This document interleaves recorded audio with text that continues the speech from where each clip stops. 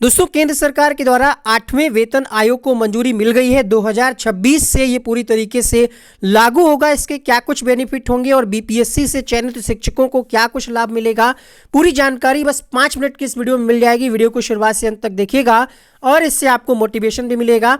ये घोषणा केंद्र सरकार के द्वारा की गई है, लेकिन इसका जो लाभ है वो आने वाले समय में राज्य सरकार के जितने भी सरकारी कर्मचारी हैं, किसी भी विभाग के हैं, उन सबको इसका बेनिफिट मिलेगा। जैसा कि आपको पता होगा, वर्तमान समय में जो बिहार शिक्षक हैं, बीपीएससी द्वारा जो चयनित शिक्षक हैं, उनकी जो सैलरी है वो वर्तमान में कुछ इस तरीके से है। ये सैलरी स्लिप है। बेसिक पे है 25,000 रुपये और एचआरए मिलता है अभी तक 4%, यानी 25,000 का 4% 1,000 रुपये। डीए बढ़ा हुआ मिलता है 11,500, लेकिन इसके बाद डीए बढ़ चुका है। अभी वर्तमान में डीए है 53%, यानी महंगाई भत्ता जो है वो 53% है। तो वो मिलता है किसका? 25,000 का 53% मिलता है। हालांकि अभी 53% का पेमेंट नहीं हो रहा है, 50% का ही पेमेंट हो रहा है।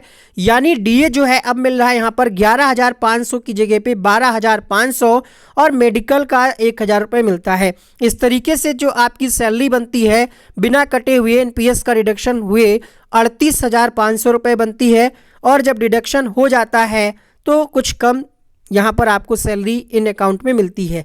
अब जो थंबनेल में लिखा गया है कि अब वेतन होगा 75,000, तो ये किस तरीके से होगा? इससे पहले भी जब 7वां वेतन आयोग लगा था तो सैलरी में अचानक एकदम से अच्छी खासी बढ़ोतरी हुई थी। तो यहाँ पर अभी फिक्स नहीं है कि 8वें वेतन आयोग में कितना % जो है सैलरी बढ़ सकता है।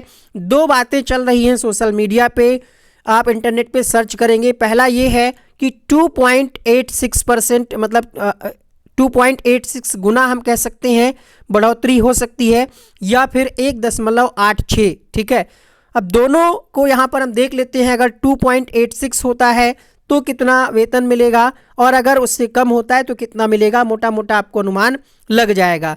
अभी आपका मूल वेतन है 25,000, इसी का अगर हम 2.86 गुना करते हैं तो 71,500 रुपये आपका मूल वेतन हो जाएगा। जी हाँ, जस्ट डबल एक तरीके से।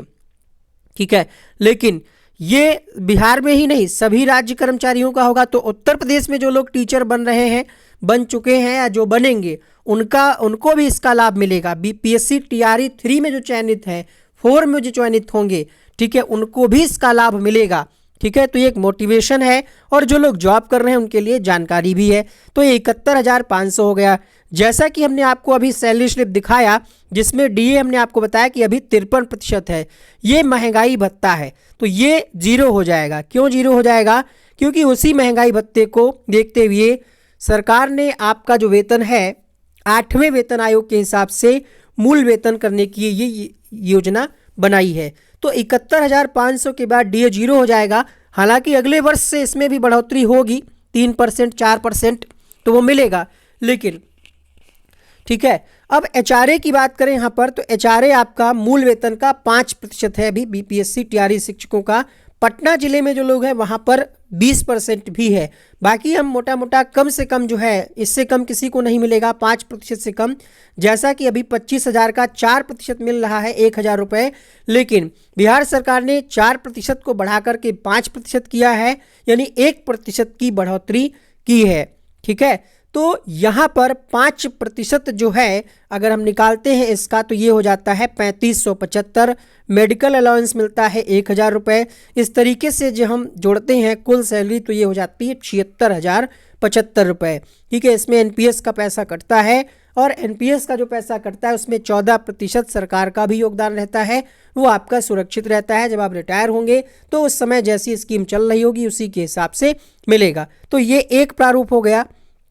अब केंद्र सरकार पूरा जब ड्राफ्ट इसको पब्लिक करेगी कि किस तरीके से क्या क्या शर्तें हैं, क्या क्या कुछ नया है 8वें वेतन आयोग में, तब ये चीज़ें जो हैं प्रभावी होंगी। और अभी दिल्ली में चुनाव है, ठीक है, हो सकता है ये उसकी वजह से ही ये सरकार ने पहले फैसला ले लिया हो, है ना। चुनाव से पहले ये बड़ा फैसला लिया गया है। इसका प्रभाव निश्चित रूप से दिल्ली में जो लोग जॉब कर रहे हैं उनको भी इसका बेनिफिट मिलेगा। इसके बाद अभी बिहार में चुनाव है, यानी चुनाव लगभग हर साल किसी न किसी राज्य में होता ही रहता है। तो यहाँ पर आप देख पा रहे होंगे कि आपकी सैलरी लगभग 76,000 है प्राथमिक की। जूनियर में जाएंगे तो ये सैलरी आपकी और अधिक हो जाएगी 80,000 के ऊपर। ठीक है, टीजीटी पीजीटी उसी हिसाब से 90,000 तक पहुंच जाएगी। और अगर ये 2.86 ना हो करके अगर ये 1.86 ही रहता है या 2 के आसपास रहता है तो आपका मूल वेतन हो जाएगा 46,500। इसका जब आप 5% निकालेंगे 46,500 का तो ये हो जाएगा 2,325। मेडिकल उतना ही रहेगा। इस तरीके से आपकी सैलरी लगभग 50,000 पहुंच जाएगी। तो ये जानकारी आपको कैसी लगी? क्या कुछ आपको लगता है इसके बारे में सरकार कितना बढ़ोतरी कर सकती है? 2.86 या फिर 1.86 ही रहेगा? कमेंट बॉक्स में लिखिएगा। ऐसे ही महत्वपूर्ण अपडेट के लिए चैनल को सब्सक्राइब कर लीजिएगा। नेक्स्ट वीडियो आप किसका चाहते हैं, किसकी सैलरी जानना चाहते हैं, वो भी कमेंट करिएगा। उत्तर प्रदेश में जो सहायक शिक्षक हैं उनकी सैलरी पर हम जल्द वीडियो बनाएंगे।